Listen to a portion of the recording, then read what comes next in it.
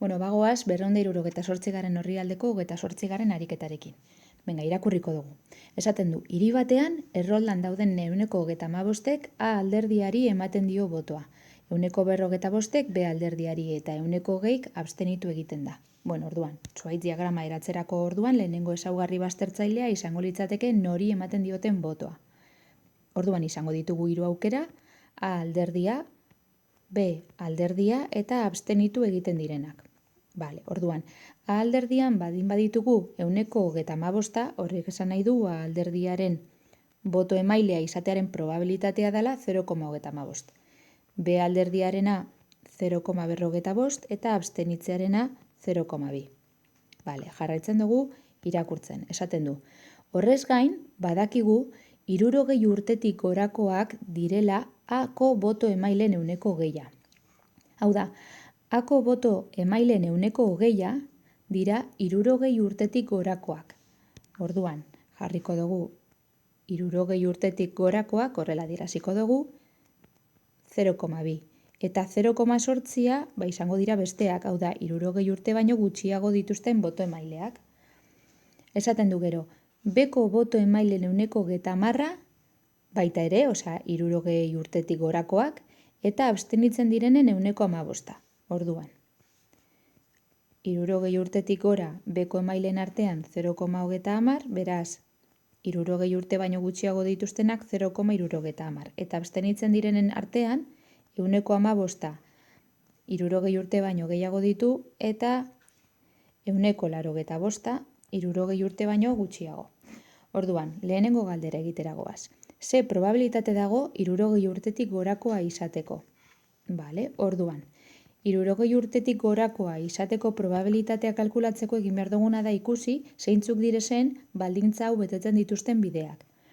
Eta bide horiek dira hau ere bai, eta hau. Orduan, zer egin behar dugu? Bueno, 3 bide hauen probabilitateak gehitu.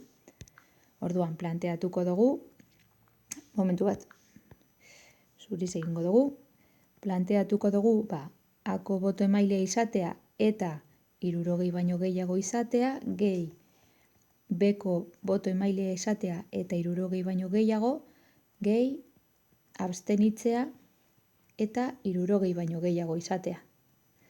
Bai, orduan, probabilitate hauek izango dira 0,35 bider 0,2, gehi 0,45 bider 0,3, gehi 0,2 bider 0,15.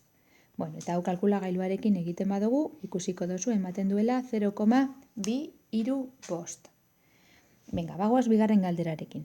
60 urtetik beherakoa bada, ze probabilitate dago B alderdiaren boto emailea izateko? Bueno, hemen daukaguna hau da baldintza bat, bale? Esaten digute badakigula, hausaz aukeratu dugun pertsona, 60 urtetik beherakoa dela. Orduan, hori jakinda, ze probabilitate dago B alderdiaren boto emailea izateko?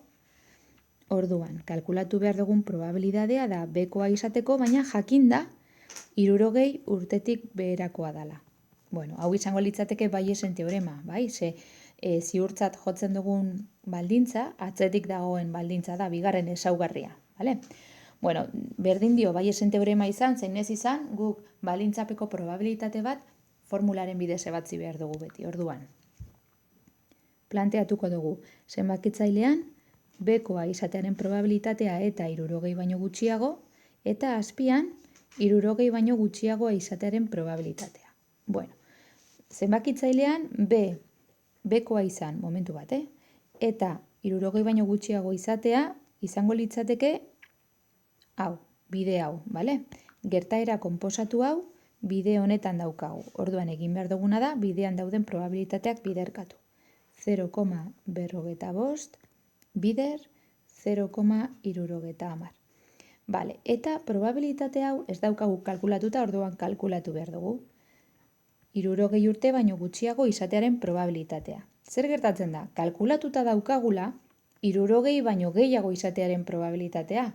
Orduan, 60 baino gutxiago izatearen probabilitatea izango da batken 60 urte baino gehiago izatearen probabilitatea. Hau da, batken 0,235. Beraz,